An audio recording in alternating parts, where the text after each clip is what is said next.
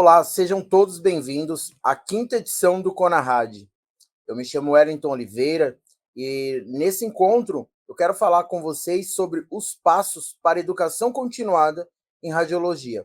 Gostaria de iniciar essa apresentação agradecendo a toda a equipe da EAD Plus pela disponibilidade, pelo convite, como sempre, a equipe muito prestativa, uma equipe que pensa sempre na educação e levar o melhor da educação para todos os nossos alunos.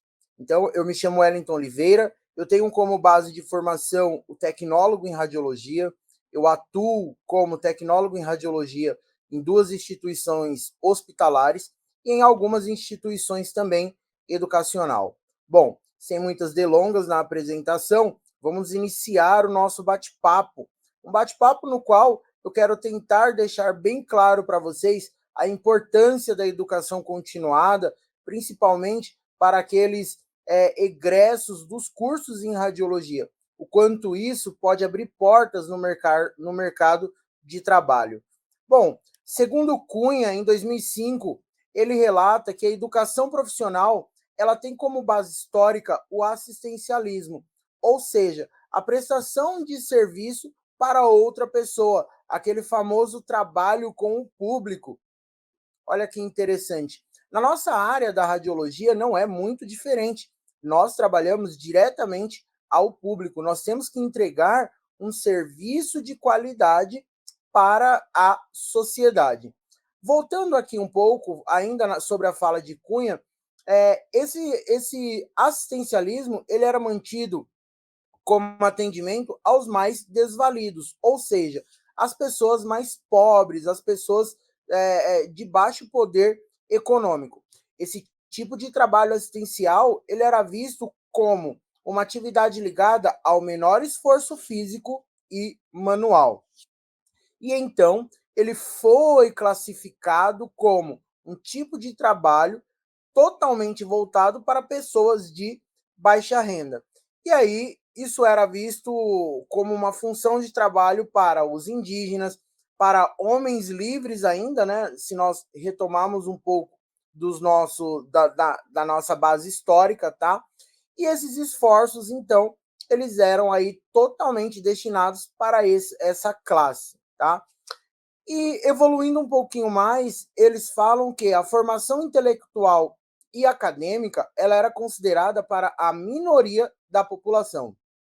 Acredita-se, alguns estudos, né, algumas literaturas aí educacionais, elas falam que até o ano de 1800, menos de 0,3% da população brasileira tinha algum tipo de nível superior.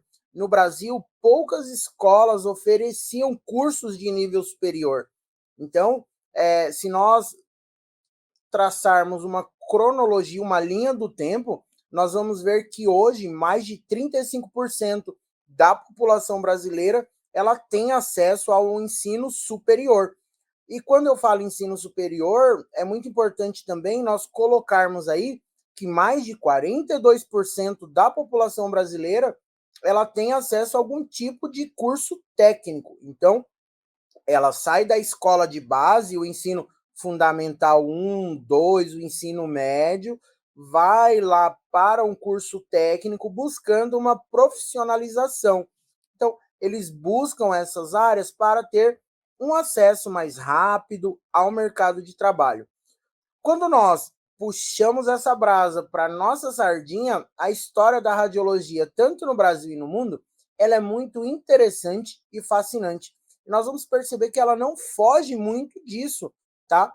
Onde a radiologia, em algum período, ela era vista como aqueles profissionais de baixa renda, profissionais semi-analfabetos ou até mesmo analfabetos. Então, eles aprendiam isso na prática, que é o que nós vamos ver logo mais. Após o reconhecimento do seu poder diagnóstico e terapêutico dos raios-x, após a grande descoberta de William Conrad Reutemann, algumas escolas médicas elas começaram a incorporar isso em seu currículo, ou seja, na sua matriz curricular, o quanto esses raios-x eram interessantes e eles poderiam ser utilizados para um bem. Antes disso, imaginem vocês, o médico suspeitava de uma fratura em um braço ou em uma perna. Ele olhava e falava, não, realmente possa ser que tenha uma fratura, mas não dá para afirmar, a não ser que fosse exposta, mas não dava para ele afirmar isso em 100%. Com o advento tecnológico e com a descoberta e o reconhecimento do poder diagnóstico dos raios-x, essa história muda. Eles conseguem ter maior fidedignidade em grande parte dos seus diagnósticos. Isso começou inicialmente essa incorporação curricular nas universidades da Filadélfia e de Boston, as duas nos Estados Unidos, e no Brasil nós tivemos a primeira tese sobre radiologia. Ela foi apresentada por Adolfo Carlos Lindenberg no estado do Rio de Janeiro, em 1896. Então, faz muito tempo, mais de 100 anos, né, que nós estamos aí falando da radiologia, do seu poder diagnóstico, e se nós trouxermos aqui para a atualidade, para os dias de hoje, vocês vão perceber que um hospital, ele quase não funciona se você não tiver um setor de raio-x, um setor de tomografia, uma ressonância, uma ultrassonografia. Hoje, um grande poder que a medicina adquiriu foi o diagnóstico por imagem. Então, nós somos peças extremamente importantes e fundamentais aí dentro do âmbito hospitalar e entregando isso também para uma sociedade. Não estou menosprezando as demais profissões, longe de mim, mas a radiologia, ela é parte fundamental, né, de diversos tipos de diagnósticos, de diversos tipos de terapias também. Então, nós somos partes importantes aí de uma sociedade. Em 1916, vai surgir o curso de radiologia no estado do Rio de Janeiro. Esse curso ele foi elaborado pelo grande professor Roberto Duque Estrada. Esse curso consistia em apenas 30 aulas, teórica prática, e esse material ele era selecionado conforme o arquivo de imagens da própria Santa Casa de Misericórdia. Então, os pacientes chegavam lá, os médicos solicitavam um raio-x de tórax. Então aqui nesse raio-x eu consigo visualizar alguns pontos aqui bem característicos, como tuberculose, como nódulos, como pneumonia. Então, eles tinham essas aulas teóricas e práticas com base nas imagens produzidas na própria Santa Casa. Antes desse curso e antes de alguns outros cursos muito importantes que nós tivemos no Brasil, os trabalhadores, eles aprendiam na prática, ou seja, porque até então a radiologia ela era pensada apenas para médicos, para os médicos, estudantes de medicina. Chegou aqui no seu 5º ano, você vai aprender agora sobre radiologia. Você vai aprender a posicionar, você vai aprender como que faz um raio-x de mão, você vai aprender como que eu faço uma boa aquisição de imagem, como que eu trabalho as técnicas, né, entre KV e MAS, foco fino, foco grosso, como que eu revelo esse filme. Os médicos aprendiam tudo isso. Só que eles perceberam que naquela época isso era um serviço um tanto quanto braçal. E aí eles começaram a ensinar as pessoas. Você não precisava ter a formação de técnico em radiologia e eles te ensinavam. Então, eles pegavam algumas pessoas que já trabalhavam no hospital, poderia ser um controlador de acesso, uma moça da recepção, falavam, você quer aprender esse ofício? E aí nós passamos a ter aquele ensino de mestre, né, e aprendiz, onde ele ensinava um ofício. Olha, eu vou te ensinar sobre os poderes dos raios-x, como que acontece. Então, se eu coloco uma técnica tal, eu tenho uma imagem mais escura, mais clara, eu tenho que direcionar essa luz para a região do crânio, para estudar os ossos do crânio, da face, para estudar os ossos da face. E eles iam ensinando dessa forma, bem mestre e aprendiz mesmo. Só que aí nós tivemos diversos problemas, porque muitos profissionais eles eram expostos tanto aos produtos químicos para revelação, quanto expostos à radiação.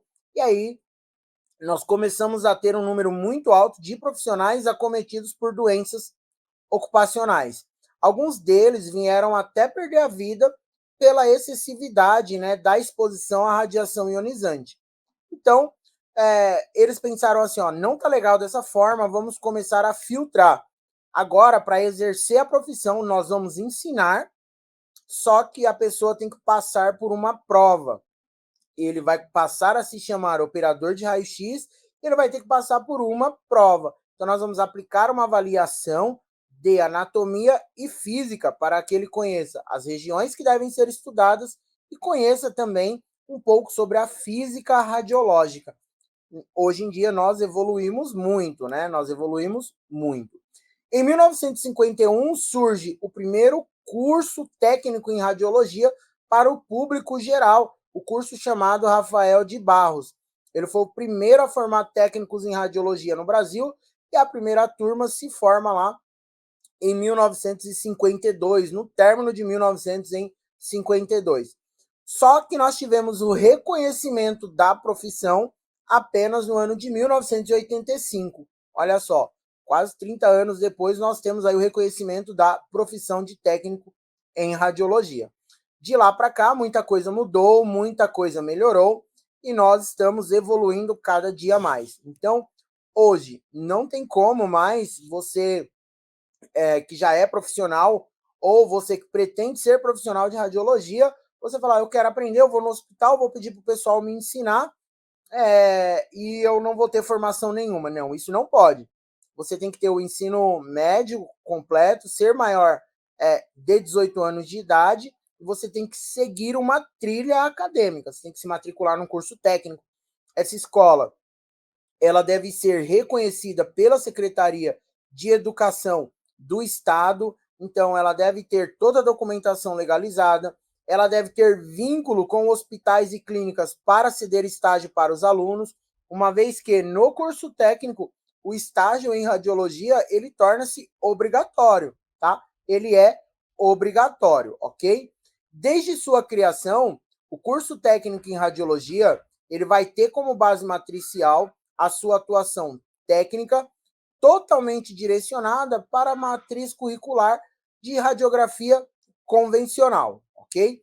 Mas isso vem evoluindo porque com o advento tecnológico, nós vamos tendo a percepção que o mercado de trabalho ele exige um pouco mais.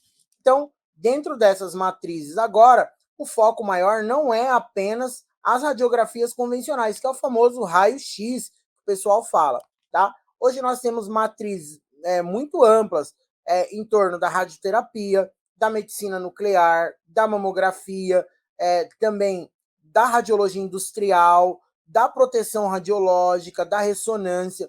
Então, essa matriz ela vem sendo modificada, ela vem sendo adaptada conforme as necessidades de mercado, tá?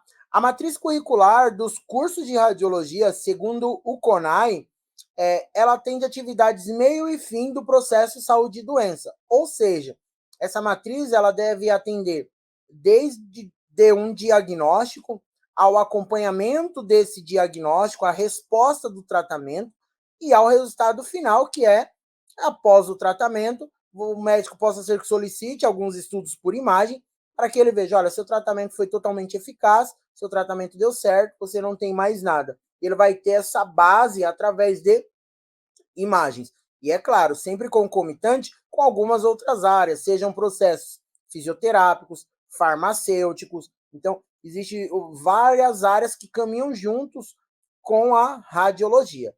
Então, ó, nós estamos inseridos aí no meio e fim do processo de saúde e doença, integrando a realidade epidemiológica e profissional, proporcionalizando aí a integralidade de ações contemplando as seguintes áreas. Então, lá nesse texto base do CONAI, que foi lançado em 2018 pelo CONTER, eles falam a todas as áreas que nós podemos atuar e a forma na qual nós podemos atuar. Então, eles trazem isso, falando também do curso técnico, e eles elevam isso para um nível superior, que é o famoso tecnólogo em radiologia. Bom, aqui eu trago um pouco dos passos, né, educacionais no qual o técnico em radiologia ele pode seguir. Então, o técnico em radiologia ele vai ter a formação mínima no seu curso de 2.400 horas, sendo a mais de 400 horas obrigatórias de estágio. Então, tem escolas que dão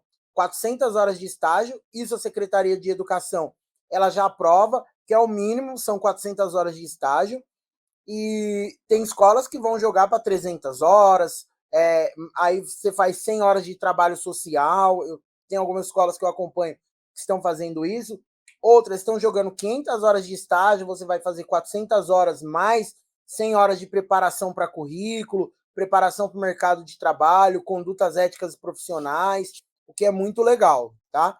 O técnico em radiologia, ele está no centro. Então, repare, ele tem ali algumas áreas que eles podem seguir.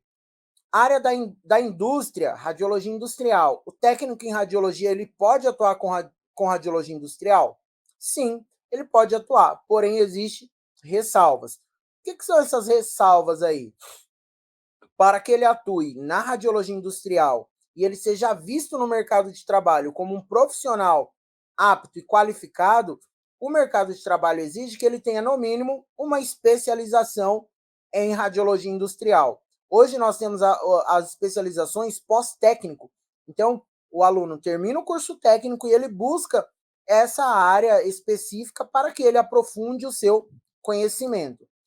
A radiologia médica, ele pode atuar? Ele deve atuar, é o grande nicho, né? Então, mas também existem ressalvas, porque algumas áreas ali também vai se exigir desse profissional que ele tenha cursos de especialização.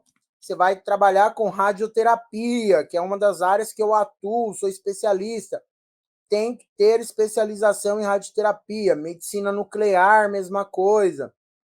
Você quer trabalhar com radiologia forense, você tem que ter um curso de especialização também.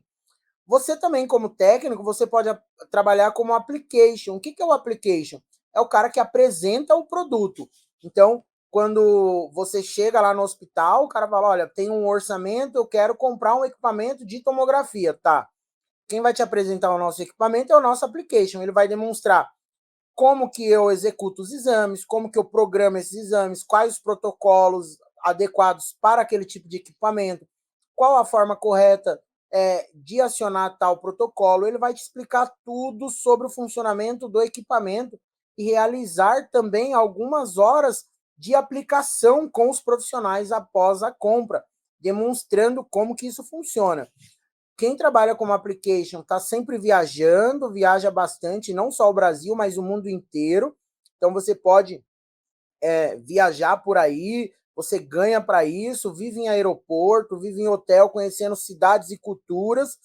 Porém, existem ressalvas. Você tem que ter, no mínimo, uma segunda língua, um inglês, né? O inglês é sempre muito exigido, você tem que ter esse feeling para venda também, você tem que ter essa noção de venda, de abordagem, sabe? Essas técnicas mais aprimoradas aí. Tem que ser muito comunicativo, então existem algumas ressalvas.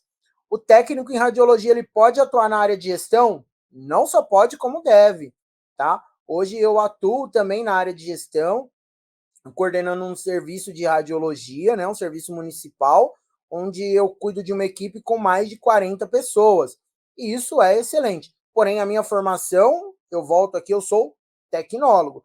Mas o técnico também pode atuar na área de gestão. Ele pode buscar um curso pós-técnico na área de gestão também, realizar curso de empreendedorismo, de marketing, pode de gestão hospitalar, de gestão em saúde, de gestão em saúde da família. Todos esses cursos aí trará para ele um know-how muito maior da área de gestão. Aqui agora nós vamos ver as áreas que o tecnólogo eles podem atuar. Olha só que interessante. O tecnólogo em radiologia, ele pode atuar em gestão? Pode. Existe ressalva? Não, porque no próprio curso dele, do tecnólogo em radiologia, ele já tem em sua matriz aulas de empreendedorismo e gestão. Então ele aprende como coordenar, ele aprende como ser um gerente, como ser um líder. E isso é muito importante, isso é extremamente importante. Tá? Ele pode atuar na docência, que é ser professor. Por incrível que pareça, ser professor também é uma profissão. Tá? Nós escutamos muito isso em sala de aula, os amigos aí, professores, eles escutam bastante isso também. Professor, você trabalha ou só dá aula? Fala, não, eu só dou aula e vivo da minha arte na praia, vendendo miçanga, vendendo aqueles cordãozinho, fazendo arte em azulejo, tá? Docência é um trabalho que exige muito também. Para quem gosta de ler, para quem gosta de se atualizar, quem gosta de estar em congresso, a docência é uma área fundamental e super interessante. Por quê? Você está sempre um passo à frente. Então, se surgir uma técnica nova em tomografia e eu estou inserido numa matriz para dar aula em tomografia, eu tenho que aprender sobre aquela nova técnica. Eu tenho que buscar, ainda mais nesse mundo muito mais globalizado e informatizado que nós vivemos. E se eu não me atualizo, o aluno chega, professor, mas eu vi lá um equipamento novo que tem uma técnica assim, assim, assim. Você não viu? Não, não sei. Fica chato. Claro que nós não vamos saber tudo, longe de nós, humildes professores, mas nós temos que estar sempre um passo à frente, compreender processos mais complexos e simplificá-los para que o aluno leve para casa aquele mínimo conhecimento ali, né, passado a ele. O tecnólogo em radiologia também pode atuar em todas as áreas da radiologia médica e também na industrial, sem ressalvas. Porém, na industrial ainda é um campo um tanto quanto meio que específico, porque ele exige uma complexidade muito alta. Então, as matrizes dos cursos tecnológicos, eles ainda têm ali 40, 60 horas aulas apenas de industrial, o que te dá uma noção. Mas se você quer atuar na radiologia industrial, busque uma especialização, busque uma pós-graduação, né, do lato sensu aí na área e vai para o mercado. É um mercado muito amplo também. Dentro da radiologia médica, nós podemos trabalhar com tomografia, ressonância, radioterapia, medicina nuclear. Nós podemos atuar desenvolvendo pesquisas também na área de ultrassonografia, na área de radiologia veterinária. Então, nós temos um nicho enorme aí a atuar como tecnólogo. E o tecnólogo também ele pode trabalhar como application, tá? E aí ele não tem ressalva, porque acredite-se que o cara, quando chega em um nível superior, num curso de graduação, ele já vai estar dominando pelo menos ali 30, 40% de uma nova língua, porque isso é muito exigido aí na nossa área, na nossa profissão. Bom, e os cursos, né? Como que eu compreendo um curso para comprar um curso, escolher um curso? O que eu faço? Como que. Porque quando você termina a escola, ou o curso técnico, ou a graduação, você tá, eu quero para o mercado de trabalho, eu preciso. Como que eu escolho o curso? Você tem que compreender esses passos aqui, ó. O que é um curso de extensão? Ele não necessita do reconhecimento do MEC, do Ministério de Educação, ou das secretarias de educação do seu estado. E ele pode ter uma variável de 8 a 80 horas. Ele está dentro do curso de extensão. Ele pode ser certificado? Pode. O professor pode certificar aquilo se ele for habilitado para aquela área. O curso de capacitação, ele também não necessita de reconhecimento do MEC ou da Secretaria de Educação. E ele pode variar de 80 a 350 horas. Repare que ele dá um salto na quantidade de horas ali, né? Então, eu vou capacitar esse aluno. Olha, o foco é aprender radioterapia. É um curso de capacitação. Você vai ficar 300 horas comigo aqui e nós vamos ensinar você sobre radioterapia. Posso certificar? Posso. Na capacitação, eu posso ceder estágio? Tem ressalvas, tá? Existem algumas ressalvas para isso. E aí chegamos ao nível da especialização, que ela pode ser pós-técnico ou lato sensu, como pós-graduação. É o nível que você recebe o título de especialista, ela tem que ter no mínimo 360 horas, ela deve ser reconhecida e autorizada por uma secretaria de educação do seu estado. E ela tem que ter o estágio obrigatório. Porém, esse estágio obrigatório, em 2018, o MEC lança uma nota, uma normativa, na qual derruba a obrigatoriedade dos estágios para os cursos de pós-graduação, lato sensu. Então, você vai fazer uma pós-graduação, ele derruba essa obrigatoriedade de estágio, tá? Por quê? Porque ele acredita que o aluno já tenha um nível de conhecimento muito mais alto e que ele busque, por vias próprias, adentrar o mercado de trabalho e que ele consiga ali executar as funções com as suas bases teóricas, tá? Então, tem que ficar muito esperto com isso. E o tal do tecnólogo, né? Então, eu fiz lá um curso técnico, aí eu fiz lá um pós-técnico, aí eu fiz tô buscando mais, eu quero crescer mais, eu quero conhecer mais, eu vou fazer o tal do tecnólogo. O tecnólogo ele é o curso superior de tecnologia em radiologia. Esse nome leva-se como tecnólogo porque ele está inserido dentro do caderno do eixo tecnológico lá do CNCST, no eixo de ambiente e saúde. Então ele entra no nicho de tecnologia, tá? Ele tem que ter no mínimo 2.400 horas. Ele deve ser reconhecido e autorizado pelo MEC. Não é qualquer instituição hoje que pode oferecer o tecnólogo. Ela tem que ter uma estrutura de laboratório, uma estrutura de biblioteca, tem que ter uma quantidade de professores especialistas, uma quantidade de professores mestres e uma quantidade de professores doutores. E esses professores eles devem ter publicações ativas, eles devem entregar para a sociedade acadêmica resultados. Então, não adianta fazer o curso do tecnólogo, um curso superior na faculdade do churrasco grego no Largo do Paissandu, e lá não tem um laboratório, não tem uma biblioteca, os professores nunca escreveram um artigo, nunca publicaram um livro, não participam de congressos. Quando o MEC vier realizar auditoria dali para renovação da autorização, esse curso vai ser fechado, tá? Os professores eles têm que ter um nível também acadêmico muito alto para que ele possa se tornar um professor universitário, para que ele esteja inserido dentro das faculdades, né, dos centros universitários, ministrando, passando conhecimento, ok? Então, no mínimo aí 2.400 horas e o estágio é obrigatório, tá? E aí nós chegamos à fase do famoso lato sensu e stricto sensu. Lato sensu são os programas que vai compreender o título de especialista, tá? Então, você tem o título de especialista, você é especialista naquela área e você não tem mais a obrigação do estágio. Stricto sensu, ele compreende programas de mestrado, doutorado, pós-doutorado.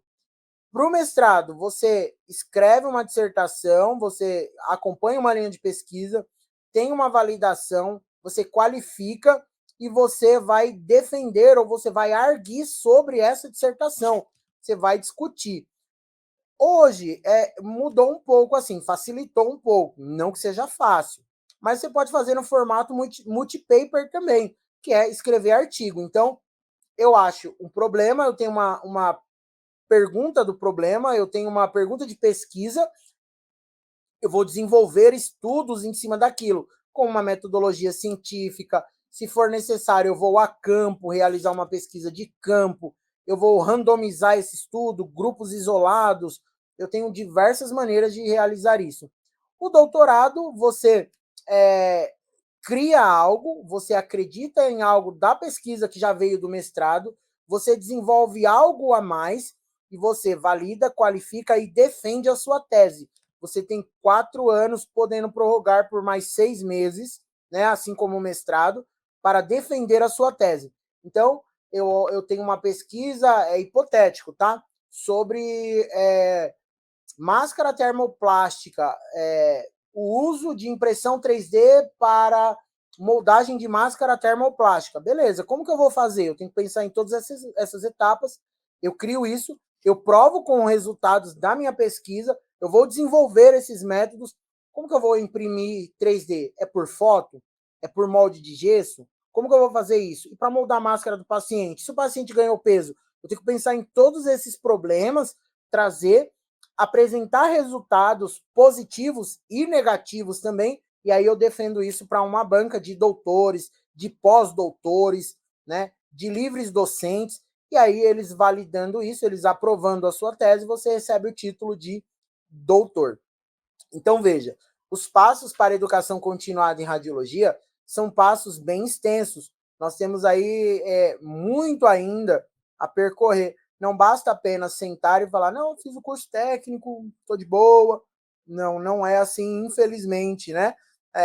Nós dependemos aí de estudar bastante, sentar, aprender, buscar, compreender, né? E também eu costumo sempre falar, se você quer chegar a um nível muito alto dentro da sua área de atuação, seja ela qual for, é claro que aqui no Conarad, como ele atinge o Brasil inteiro e diversos públicos, nós vamos ter farmacêuticos assistindo, fisioterapeutas, médicos, nós vamos ter estudantes técnicos, tecnólogos, estudantes de pós-graduação da área de radiologia, nós vamos ter enfermeiros, técnicos de enfermagem, biomédicos, nós vamos ter diversas pessoas assistindo esse congresso, no qual traz professores renomados.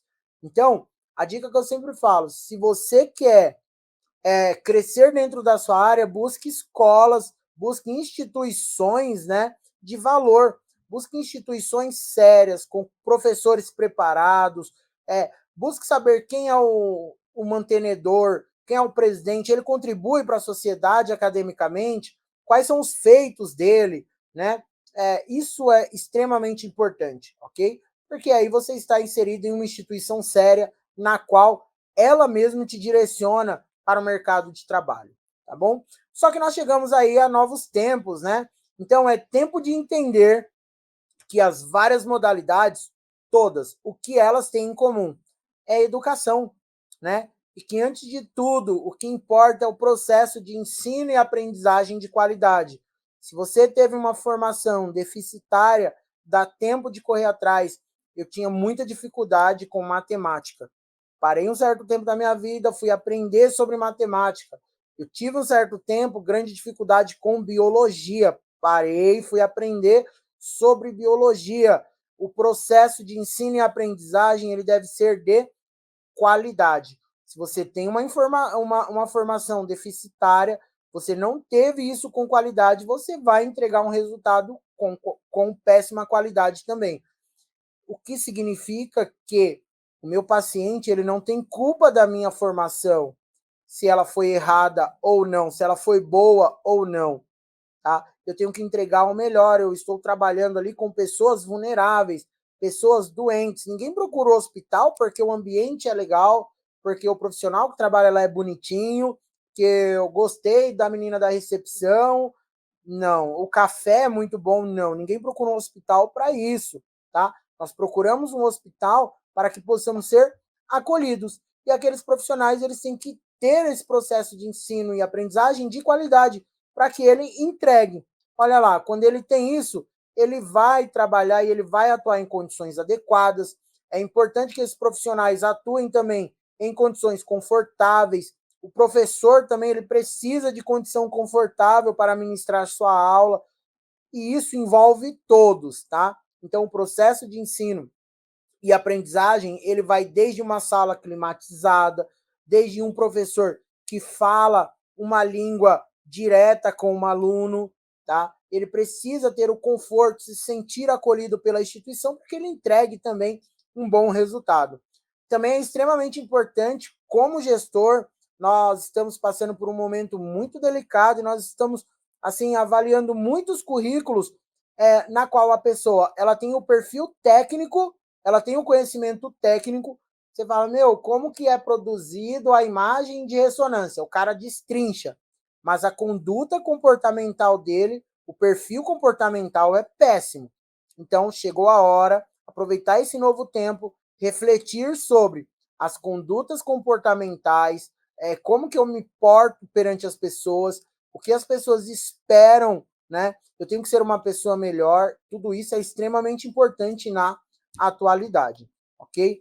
Então, meu muito obrigado a todos que participaram, a todos que irão participar desse momento, tá? Eu trago uma frase aqui extremamente importante, que é: o ser humano é o mesmo em qualquer lugar, em qualquer tempo, em qualquer que seja a sua condição. Você pode ser rico, você pode ser pobre. Os problemas que afetam verdadeiramente o ser humano, eles são os mesmos, independente de sua formação, independente se você é rico, pobre, azul, amarelo, verde, independente da sua condição. O problema que te afeta é o problema que me afeta. Acreditamos na educação, acreditamos em um futuro melhor com bases educacionais sólidas. Muito obrigado a todos, muito obrigado à equipe da EAD Plus pelo convite, muito obrigado pela disponibilidade de tempo. Até um próximo encontro.